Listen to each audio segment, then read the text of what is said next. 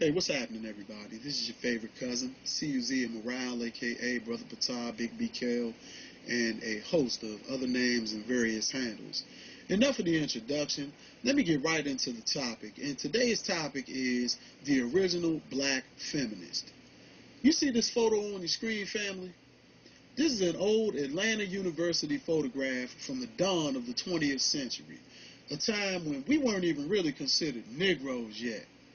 These sisters that you're looking at were part of what was called the New Negro Women's Movement.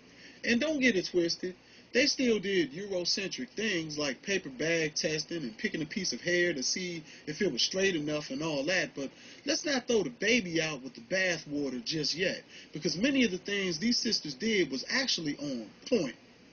So on point that the Daughters of the American Revolution and many white women's groups copied many of the ideas and recruitment strategies these women were doing during the same time period. For example, the new Negro women may have been part of the snobbish black middle class, but they knew that they were still black, so they ventured into the impoverished black territories of Alabama, Florida, Georgia, Mississippi, Texas, Oklahoma, Louisiana, Tennessee, and the like to register new members. They were also firm when it came to teaching because they knew with their hearts and souls that feminine traditions needed to be passed on to women of future generations. And they were never invited to join the DAR or other white groups, but they were propositioned to become part of these white women's movements many a times. But these sisters were smart because they didn't get wrapped up in the things that these white women were trying to fight their men for, because as far as they were concerned, that was their business. Now, how powerful were the new Negro women? Very powerful, because this movement is the direct mother of black nationalism and Pan-Africanism, because in the years to come, many of these women's disciples and students will go on to become Garveyites once Marcus Garvey created the UNIA. So let's tip our hats off to these real feminists.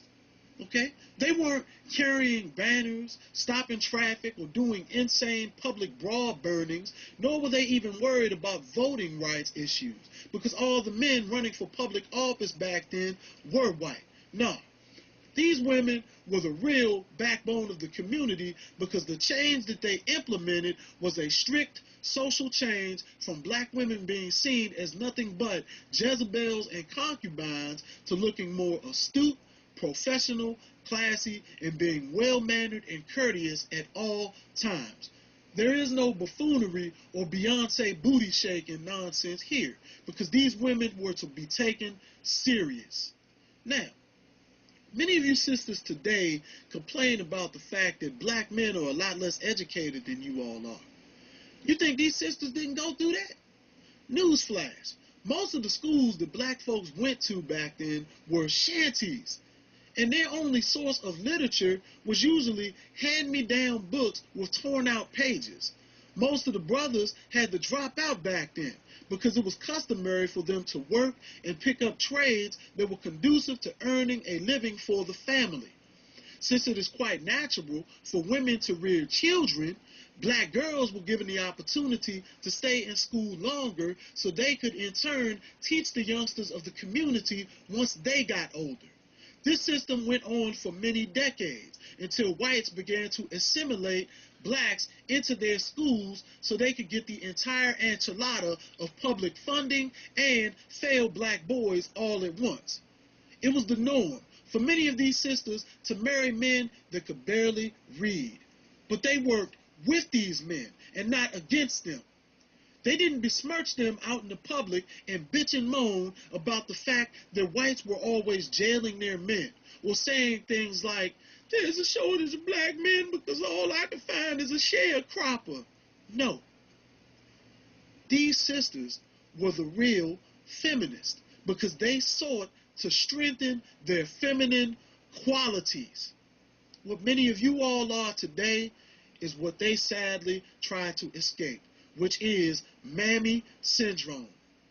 So you modern day sisters who are out here bragging about your so-called independence and solidarity, yet bashing black men for not marrying you at the same time, you are not feminist. because you are not worthy of that title. What you are mammies. You all want to see what a real feminist looks like? Well, here they are, frozen in time for all of us to marvel and see. This is what a real feminist looks like, not this.